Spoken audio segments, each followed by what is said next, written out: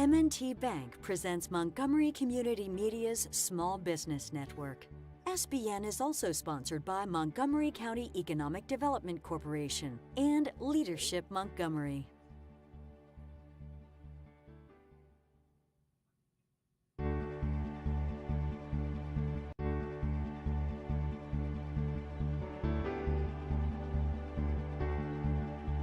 Hello and welcome to Montgomery M&T Community Bank Media's presents Montgomery Community.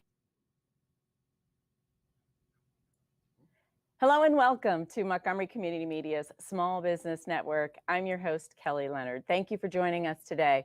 And joining us online to discuss business as a force for good is Carrie Fox.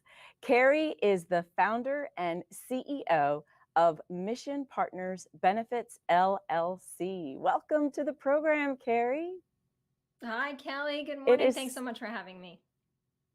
Absolutely. It is so good to see you this morning. And I just want to jump right into this very important topic. And let's start by just talking about the fact that Mission Partners operates in what's called an impact economy.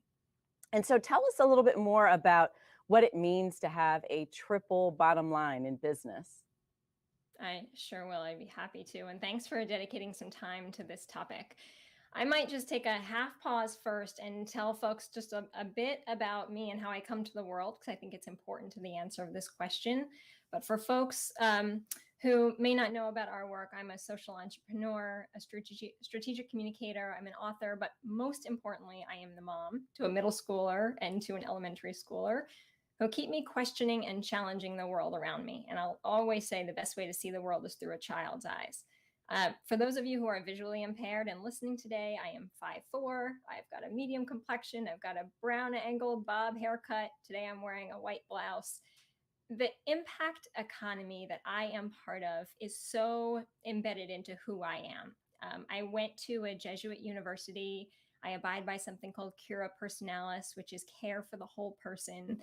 And what I love at top line, what an impact economy is it's not a bottom line philosophy. It's not business driven by what the shareholder wants it to be. It's not business driven by the dollar.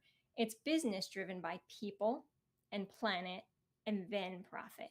And so I look at business a lot differently than a traditional small business owner might. And that's not a bad thing. It's just a different thing. Excellent. Thank you for that. And I love just the way that you brought accessibility into this conversation. And really, it speaks volumes to what you shared about seeing the whole person. And so thank you for the way that you kicked this conversation off, because I think it's a really important one. I know a lot of companies struggle with how to evolve sort of age-old business practices and operations to be better for the world, essentially. And so how would you guide an organization to start this whole process? Because I'm sure it feels a bit daunting and overwhelming.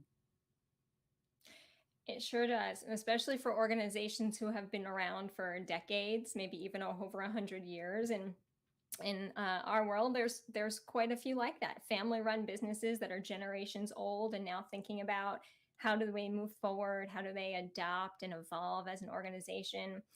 You know, I always say start where you are, right? The best place to start is right where you are, and thinking about what do you want the future to hold? What do you want your legacy to be? And then what is required for you to get there?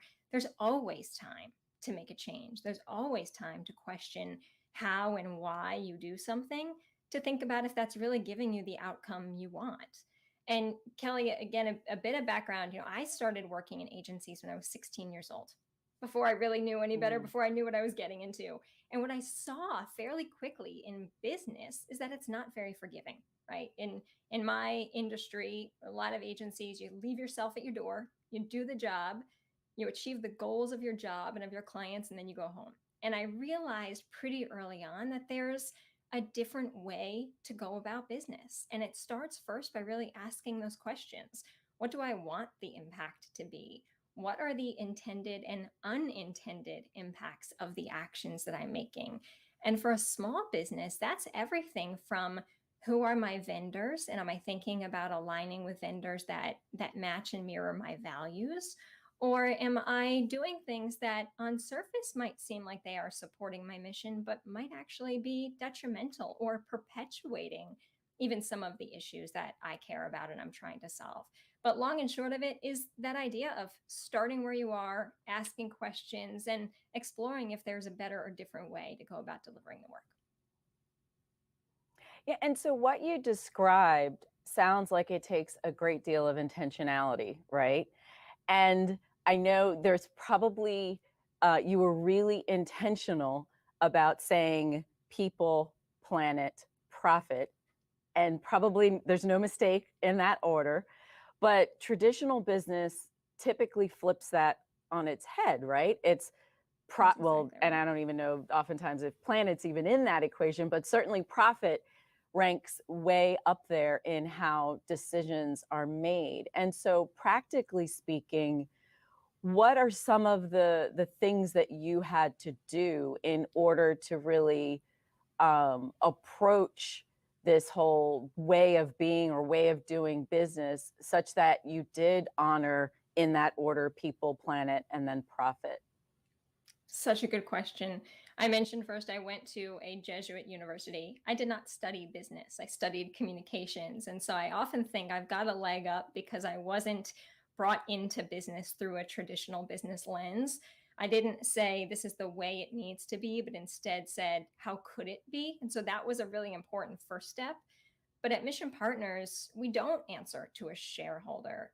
We think about who are our stakeholders. And in our case, the most important audience we have is our employees. And then we think about, Mm. we think about, are we doing right by our employees? Are we doing right by Mhm. our community? Are we doing right by our planet? It's the only one we have. And then ultimately, or at the end of the day, I should say, it's, are we doing right by our owners? It is never the other way around. And so what that has meant as I've gotten into business and thought about how I want business to run and what I want to leave behind, I've started to ask myself, and my leadership team have started to ask questions of what could we change about how business operates? And that means, how do we think about public accountability? How do we report out, even though we're a private company, we don't have to share. We release a public impact report once a year that talks about our impact on our community and with our employees. And we share that publicly at impact.mission.partners. Once a year, it's updated. And so incredible transparency in terms of how we run the business. We think about the Mhm. distribution of profits. We don't hold those profits up top at the ownership level, but we think about how are we spreading wealth across the company, including at the junior most level. We're thinking about opportunities for wealth building at every level.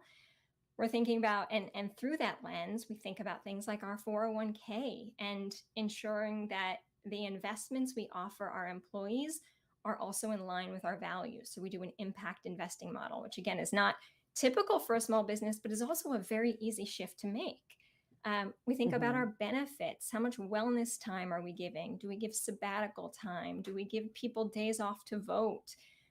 Truly, there's no part of the business where that B Corp commitment, that people, planet, profit, isn't showing up in how we run the business. And quite honestly, Kelly, it's been an incredible and often fun journey to really challenge why there's a norm in business that looks one way and what could it look like if we tried it another way. And so it's been really rewarding to be part of this amazing B Corp community. Yeah, and I love what you shared. One of the things that I'm mindful of too is that in this ecosystem that you're building, the importance of being, I guess, for lack of better definition, equally yoked with your vendors, with your banker, with whomever it might be, because I'd imagine that conversations with your banker, for example, might be quite different when given your approach to business, where the bottom line isn't what's, sort of the all important measuring stick of how well you're doing, the impact that you're having. And so, how do you then become really intentional about building that ecosystem? Like, and I know you, and I definitely want to ask you about what does it mean to be a B Corp? Because you drop that in there, and I'm sure there's some folks who are like, you know what, I've kind of heard of that, but I'm not really sure what that means. So let's do that. Let's talk about what it means to be a B Corp, and then share with us how, as being a B Corp, how has that changed the way that you approach the ecosystem, the way that you deal with vendors, who your suppliers are, how you hire, all those. I know this is more than a 30-minute conversation, and I'm so excited to have it with you, but just, but let's dig into what it means to be a B Corp. Sure thing. So B Corp stands for Benefit Corporation, and you can both have a legal B Corp structure and a tax B Corp structure. We happen to have both. And so we are a Maryland benefit corporation. Not every state has a benefit corporation title. And so I think we're really lucky to be in the state we are, that our state values the benefit corporation model. So we're a Maryland benefit corporation. But also as a B Corp, as a certified B Corp, we are one of only a couple thousand in the world who have committed to thinking about doing business better. We are required to deliver out and report on our impact, similar to the way a nonprofit would once a year deliver their year-end report or their annual report. We're doing that too on the state of our business. And as noted at the top, we're thinking about what is our impact, not just in support of the business owners themselves and the benefit that the shareholders are receiving, but what lasting impact can we have on the people that we connect directly with. In our case, we value most of the employees, and then we think about the impact we are having on our clients, on our community, on our vendor. What's the benefit or impact we can deliver to the planet? How can we offset the changes and challenges to our planet? What changes can we make or policies can we roll out that support the growth and support of our planet? And then again, finally, we think about profit. And even in that profit category, we're looking at things like ratios of how much does the highest paid person in the company get, or what are they paid versus the lowest paid at any moment person in the company. And that could be an intern. And we ensure that it will never be more than 5 times difference. Where in a large corporation, you might see that as 250 times difference. So it's a big shift on how we think about that distribution of profits, which is really important to us. We became a benefit corporation in 2017. The movement has been around for over 10 years now and really has exploded in these last few years. So for organizations who are in this purpose-driven space, who might be thinking, we act like a B Corp, maybe we should go for it. I always say the easiest way to explore how you're doing and could do as a B Corp is you can go on the B Corporation website and actually take essentially a bit of a self-audit to see what your score would be. You need to pass a minimum score to determine if then you would be able to go through certification. It's robust, it's difficult, but it is well worth it to then be inside a community that is asking hard questions, that is challenging how business can run. And ultimately, at the end of the day, some of these businesses, the growth that they are seeing year over year is exponential because they are, in fact, centering their purpose and their values in work. And that's what today's employee, today's consumer, that's what they demand, right? So we're glad to be part of that movement.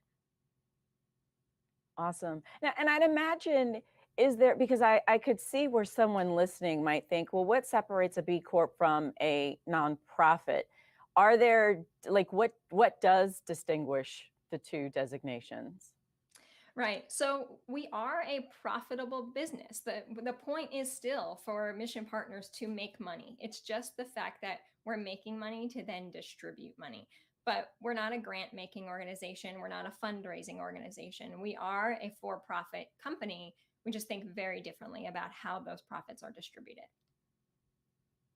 Now, and I'd also be curious to know, because again, the fact that you center so much of your organization on the wellness and stability, the health, if you will, of its people, how do you perceive sort of this wave of B Corporation and this idea of people first And when you hear about the great resignation, right, we're hearing with COVID, there's this great resignation where people are just like, enough.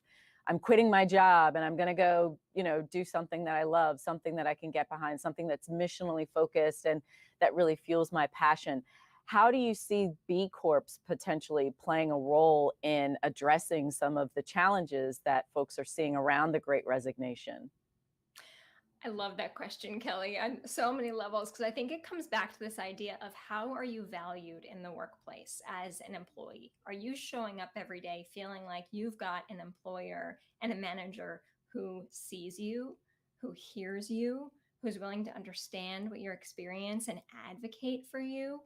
I can't speak universally, but I would say generally that's what you're going to feel inside B corporations. And certainly that's what I would hope everyone feels inside my organization. And the difference is thinking about we need bodies to do the work versus we value each individual as an individual and the expertise and the talent that they bring to the team. So again, it comes back to some of those traditional norms in business that we so long have taken for granted in a capitalistic society, things like urgency and independence and individualism, right? We're challenging those things because we know we are so much better as a whole than we are as individuals, that my success is not dependent on just me, that it's all inclusive of how we are doing as a company.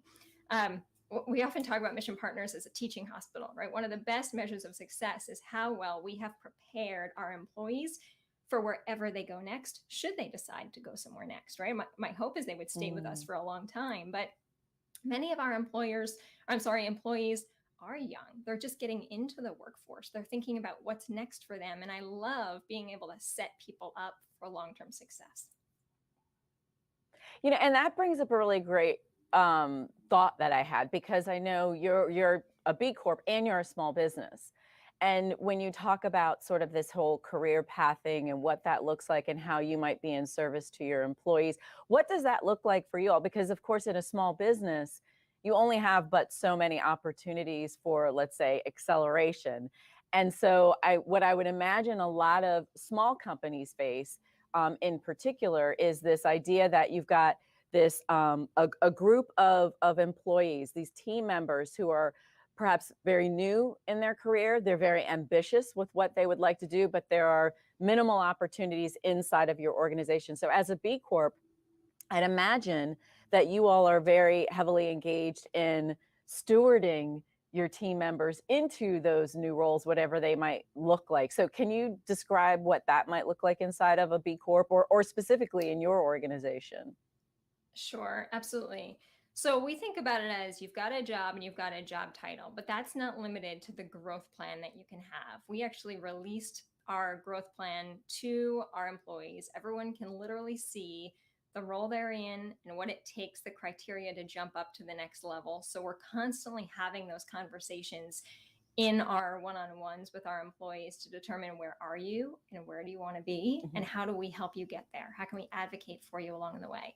So that's the one path, is making sure that transparency is always front and center in terms of the manager and managed relationship, that there's some open, a clear line of communication to where you are and where you want to be. On the flip side of that, not everyone always knows where they want to be. They know that they are hired for a job and they're learning along the way and they want to be exposed to more opportunities. And so we think about leadership at every level. So maybe you are really into fitness and you want to be on the wellness committee, and that creates an opportunity for you to lead the team. Maybe you're really interested in pro bono and you can support on shaping the pro bono program, and that becomes a part of your leadership portfolio. Maybe you're really interested in managing. And so one will create space for you to take the classes and courses to become a good manager. And enormous shout out to the Management Center, where we send most of our employees and we love their curriculum. So investing in the employee that allows them to then think about where they want to be. So there's both that traditional growth in terms of what's my job title now and what do I want it to be, but also all of those comes back to the Cura Personalis, right? That well-rounded view of who are you as a person and what are you passionate about and what do you want to learn about, and when can we create the space for you to learn about that here and then actually bring it back and become in a leadership role to share what you've learned with others. Awesome.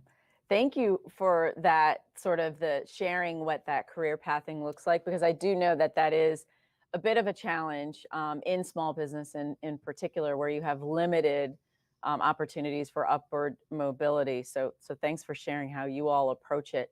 Now, one thing that were you going to say something? Just one thing really quick, Kelly, that someone very, very early on, I started my first business when I was 25 years old. I knew nothing about business. I was learning as I was going. And someone early on said, if you are a $50,000 business this year, act like you're a $500,000 business. And if in 5 years you're a $500,000 business, act like you're a $5 million business. Don't be limited to the size that you are now and think that you can't be, going beyond or thinking beyond what's typically offered at that level, because it's going to set you up to grow into that position. And I've really leaned into that advice. Well, and thank you. And that's actually a great segue to the question that I was going to ask you, because I wanted to sort of rewind a bit and talk about founders and ask you, are there fundamental differences between social and then for-profit founders? I think there are. And I think a lot of it comes down to the value set that the purpose-driven founder may carry versus the more traditional founder set that is driven by a traditional business model. So when we think about scale, when a purpose-driven leader thinks about scale, they often first think about scaling the employees in terms of the employee opportunity for growth. How are we scaling our impact in our community? How are we thinking about the long-term benefit to our community? And often that's through that lens of values. Are we thinking about creating a business that makes decisions through our values, not makes the decision through our governance? And we see this time and time again. The hardest place that people get stuck in this is they have the best of intentions. And then they bring their big idea to their board, and their board says, no, too much risk there. That's not where we're going. Stay focused on the benefit that you can return to the shareholders. That's the biggest rub. So for values-based, for purpose-driven, they're willing to take what still in some cases are considered the risks, when in reality, it's the greatest benefit and greatest impact you can be having if you're thinking outside of the traditional the traditional profit-driven model. So, and I'm sure you would agree that a profit or for-profit or traditional founder can make that shift and pivot into more social or value-based approach to how they do their work. What was it that moved you, that caused you? Because I know you mentioned I think you said 2017 was when you all made the shift to become a B Corp. Was there something that happened that you had some sort of epiphany or some life moment that caused you to want to make that shift? There were a few things that happened. One, we were coming in 2016, 2017, we were coming into a very divisive election. We were thinking about the world around us. We were thinking about the role we wanted to play in that work. Leading up to Mission Partners, I was running an agency that was well known nationally as a boutique public relations firm. We were storytellers, and it was eating at me that all I was doing was helping people tell stories. I wasn't getting at the root of the stories we were helping organizations tell. And so if we were helping nonprofits tell stories about ending homelessness, but not seeing any change in the numbers of homeless individuals, that was not working for us. And so we wound down that business. We said, this is for long-term impact. This is not having the benefit we want, even though many clients and individuals recognized and respected us as a purpose-driven business. I knew we could do better. And so we wound down Fox Communications, and I started Mission Partners with the intention to become a B Corporation. At the end of our first year, we got that certification. We clarified our values. We built our leadership team. We even put something in place called Mission Lock, which is if ever I am to walk away from the business, whoever takes it on is essentially required to still lead the business through the same value set. And so we deeply wanted to embed in the structure of the business long-term impact that's not for the benefit of the owner, but for the benefit of the community. Oh my gosh, Carrie, there was so I have so many questions that I want to ask you, like, okay, but, and you changed the name and you did all these things, and what did the rebrand look like, and what was that process? And it was of course so you make hard. it sound It was so hard. I can only imagine, but you were like, oh, we just made the decision. And so, but realistically, from a if you had to say, like, from start to finish, what did that process in terms of the timeline look like for you? You made the decision that you were going to pivot to B Corp, and then you became a B Corp. Like, was it years? Was it months? Just because I do want to make sure that anyone who's listening is given a realistic picture of what that process might look like, because I can't imagine that it's just an overnight decision. Yeah, it's a great question. I started questioning the evolution that I wanted the business to take in 2015. And I realized that there were a couple shifts happening, including in my industry. So what was changing was public relations and media relations. And if we kept up as a business that was just storytelling and media pitching, eventually we would not be a business anymore anyway. So I saw a shift in our business model that needed to happen. At the same time, I started to watch and see what was happening in the world. And as I noted, that was really the driver, the big impact for me to move quick. But if I were to think about that, conversation started in 2015 on, I need to think about what the evolution of this company looks like. By early 2016, I was certain that it was going to need to be a wind down. This wasn't a rebrand. Mm-hmm. This wasn't a shift of focus. Fox literally needed to wind down so we could start all over again and learn from the first 13 years of business that I had and build it up just the way that we wanted to. So I think if you zoom out, there's probably a 2-year window there with really a focused 1 year of all of the actions that I had to take to wind down one operation and start up another. Gotcha. So in our last couple of minutes together, I would love to dig into, the whole, the shifting towards conscious capitalism. And so do you perceive this as being a trend, or do you think that this is a way that business is moving for good, this whole notion of conscious capitalism? So 2 things. Conscious capitalism is not a trend. Across the board, we see some of the world's largest companies becoming more focused on the impact they can have and realizing that employees are their most important stakeholder, right? Employees won't allow this to become a trend.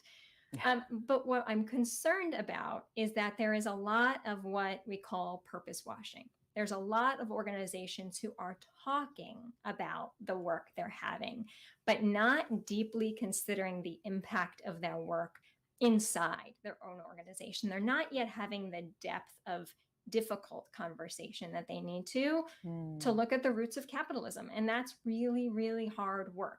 But that's what I'd like to continue to see happen and evolve, is that businesses are, 1, making a commitment to be purpose driven, 2, exploring more deeply the ramifications of the decisions and the implications of the decisions that they're making. And you know what, Carrie, that can be a show in and of itself, right? So I'm going to have to get you back on the program so that we can dig deeper into that topic, because we're at the end of our program, and this has been such a wonderful, rich conversation. I just appreciate everything that you and your team at Mission Partners does. So thank you for the way that you're just shining in the marketplace. Congratulations on the numerous awards that you all have won in this space. And so just keep doing great things. And so this concludes this episode of Montgomery Community Media's Small Business Network.